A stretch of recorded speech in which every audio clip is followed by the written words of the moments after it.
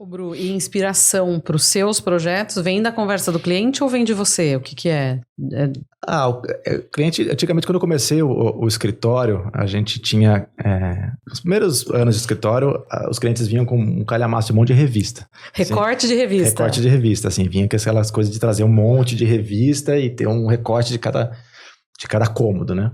E agora é uma pasta no Pinterest, assim, é uma doideira. E aí o cliente fala, aqui, posso te mandar? Que hoje nós estamos num ponto do escritório legal, assim, o cara fala, cara, eu quero te escutar. Ele não vem muito impondo muito o que ele quer, mas ele tem o que ele está imaginando.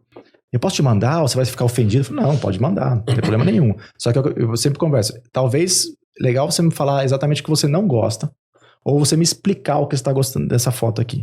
Porque muitas vezes o cara mostra uma foto e eu falo, tá bom, e eu acho que é pelo telhado ou pela cobertura. Pela viga aparente, sei lá, e não é a porta. Exatamente. Aí eles falam, não, me explica, o que você está vendo aqui? E aí eu também construo com o cliente que nós não estamos fazendo um Frankenstein, não é uma colagem. Recorta. Exatamente, nós estamos construindo um conceito, né? Estamos construindo uma coisa que tem coesão, que tem que ter coesão.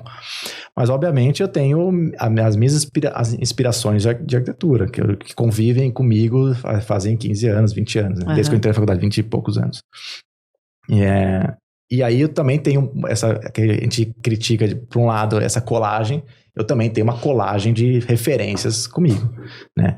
Então, e aí eu tento, na minha cabeça ou na minha organização, tentar separar um pouco o que eu acho de diferença para cada uma dessas pessoas ou arquitetos que eu gosto. Então, eu gosto muito de pegar, por exemplo, os desenhos de detalhes e encaixe de peças que o Renzo Piano faz. Desde aquela época, você lembra que a gente ficava discutindo o tempo todo, que é um arquiteto italiano, que mais já da velha guarda, e eu gosto muito, mas não tem muito a ver com a realidade que a gente faz dos projetos, são projetos super tecnológicos, assim, enormes, mas eu gosto muito do desenho, do encaixe das peças. Então, acho isso detalhista, né? Detalhe. E um desenho muito de croquis que depois se transforma numa peça super incrível, que vai encaixar o alumínio com o vidro, com o concreto, como que isso se encaixa. Acho isso muito bonito. E que às vezes falta no olhar de um arquiteto, né? Tipo, desenhou um todo e daí como que para, como que encaixa, como que fica, né? Que eu acho que é um olhar importante, assim. Exatamente. Então fica nessa escala. Então na escala do Renzo Piano eu gosto muito dessa coisa do detalhe. Na escala do japonês eu gosto muito dessa coisa muito, muito conceitual, de como isso se organiza como uma massa, como aquilo se organiza como um bloco, como aquilo se organiza como um espaço vazio. Então são coisas quase contraditórias, mas que estão alimentando o tempo todo, né, o fazer. Então eu gosto muito de pensar nessas referências. Obviamente a gente foi criado na arquitetura da nossa, né, com o modernismo brasileiro, isso a gente não escapa muito.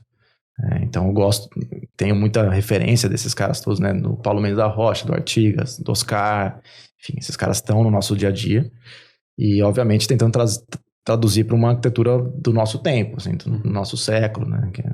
Não repetir uma arquitetura da década de 50, mas entendendo qual é a relevância da década de 50. Meu mestrado, por exemplo, é sobre o Rino Leve, que é um arquiteto ítalo-brasileiro da década de 50. E aí, como que isso se materializa até hoje, como é que aquilo... Quais são as referências disso para hoje, né? Hoje, exatamente. Como que a gente traz isso para inspiração. Exatamente. Né? E aí, enfim, então entender um pouco essas referências e essas inspirações, o que cada uma delas traz para a trajetória de desenhar o projeto, né, de pensar a arquitetura.